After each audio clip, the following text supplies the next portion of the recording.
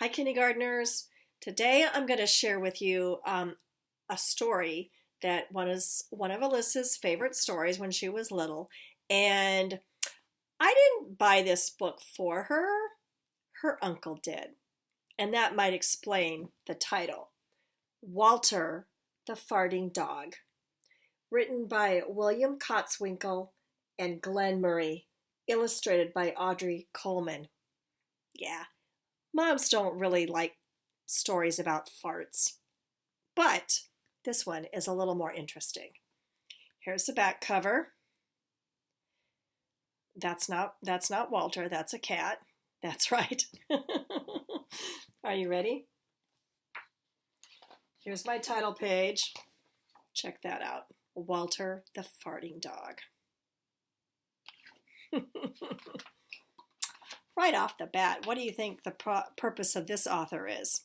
Or why did this author write this story? I think so too. Yep, they wanted to entertain us. Maybe they're trying to teach us a lesson too, but take a look. Betty and Billy brought Walter home from the dog pound. That's kind of like a dog shelter. Nobody wanted him, said Billy. But we love him, said Betty. Well, he smells awful, said their mother. I think you'd better give him a bath. Check out the bath. Mother walked in and said, he still smells awful. And that's when they got the first clue. The telltale bubbles in the water. He's probably just a little nervous, said Mother hopefully. His stomach must be upset. But Walter's stomach wasn't upset. Walter's stomach was fine. He felt perfectly normal. He just farted a lot.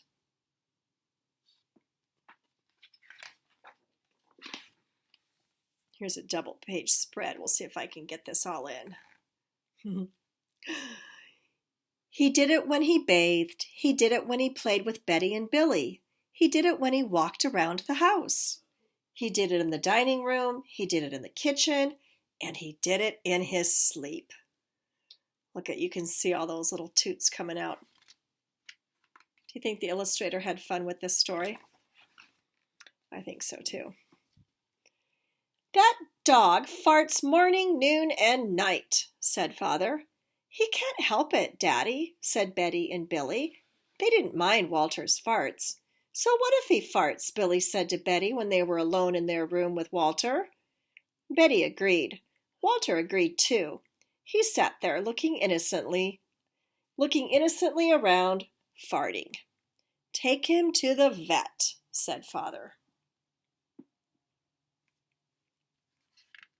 Oh my goodness. Do you see the cat up on Father's head? The illustrations are really pretty in here. Really cool. Farting, said the vet, or rectal flatulence, as we say in the medical profession, and prescribed a change in diet. So this doctor, he went to Sweet Creatures Veterinary School. He got a diploma. His name is Dr. I Am Reading. His diploma says, Smart and Kind, School of Veterinary Medicine. Dr. I Am Reading. And he's got some great pictures of animals in his office. Whoa, here's another double page spread. Let's see if we can back up and get this all in the picture. All right.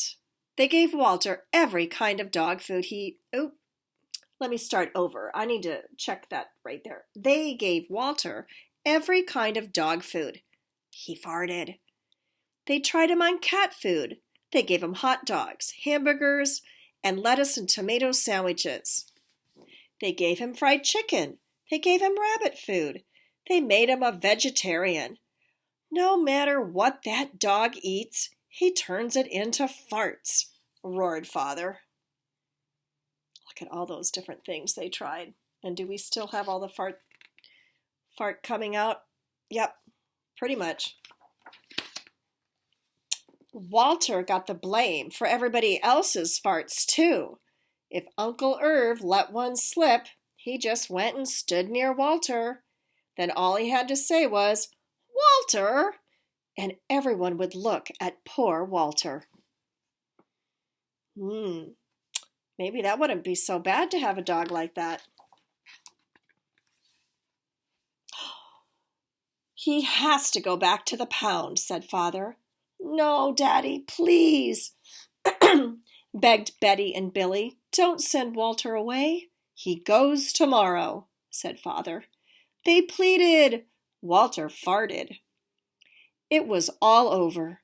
That night, Betty and Billy cried in their beds, and Walter looked at them unhappily. "Oh, Walter," said Betty, "you've got to stop farting." "Because Father is going to send you back to the pound tomorrow," said Billy. Oh, they are all unhappy. Look at Walter's face. He looks so sad. What do you think he's going to do? Do you think he's going to do something? Well, let's check it out. Walter knew how serious the situation was. He'd never see Betty and Billy again. He resolved to hold in his farts forever. When Betty and Billy fell asleep, he walked down to the kitchen to see if there was anything around to eat. He managed to open the cupboard door with his nose and found the 25-pound bag of low-fart dog biscuits the vet had prescribed for him, which had made him fart more. Even though he knew they made him fart more, he couldn't resist. He ate the entire bag. "Very tasty," said Walter to himself. Sorry, I'm trying to make sure you guys can see that page. There we go. Now what do you think is going to happen next? Anybody got a prediction? Well, let's find out. There's Walter. And then he went and lay down on the sofa. A gigantic gas bubble began to build inside him. "This is going to be trouble," he said to himself nervously. He was afraid of what might happen if he let it go. He thought maybe the house would explode, so he kept it in. It wasn't easy. In fact, it was torture. But he had resolved never to fart again. His future depended on it. As he lay there with his tail wrapped tightly between his legs, he heard a noise at the window. What? A noise at the window? What? Uh-oh, check it out. A noise at the window. He watched it slowly open. A pair of burglars came through. They dropped silently into the kitchen. "Watch out for the dog," said one of the burglars. "He won't bite," said the other. "He's a wimp." Walter might have bitten them, except he was so filled with gas he couldn't move. They tied a rag around his snout so he couldn't bark. "Okay," whispered the first burglar. "Let's clear the place out." They took everything they could get their hands on. Walter wanted to stop them, but he was having unbearable gas pains. He rolled on his back and waved his paws in the air. He gnashed his teeth. "We've got it all," said the second burglar. "Let's go."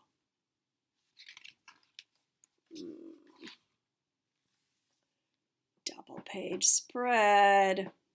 Whoa. That's when Walter let it fly. It was the worst fart of his life. It made a tremendous noise and shot him across the room. A hideous cloud filled the air.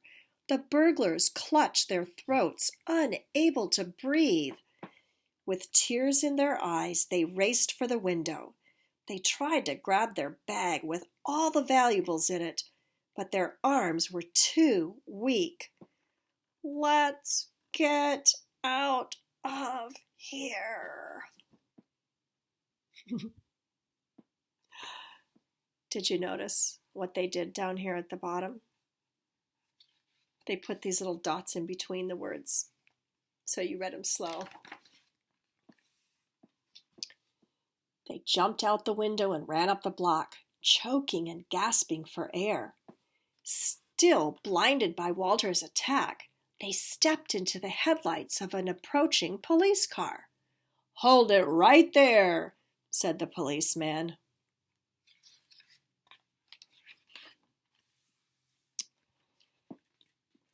Oh, sorry, I'm trying to get it into the picture. There we go.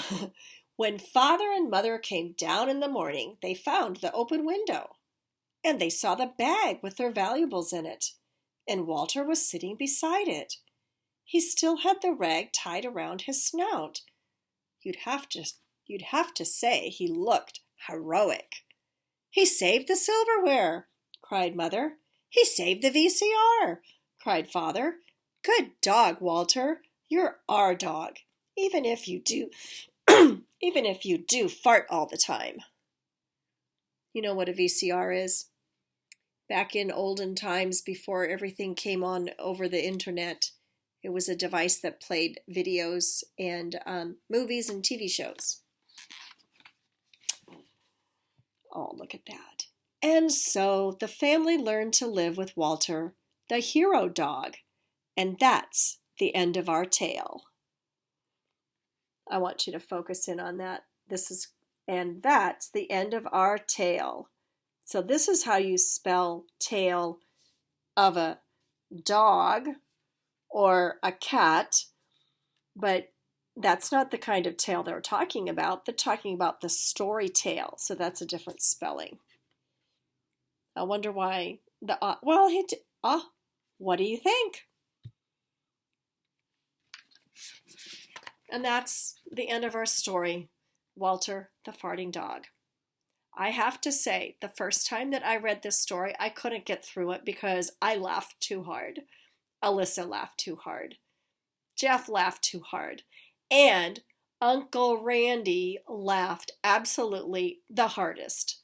Well, I hope you enjoy this story.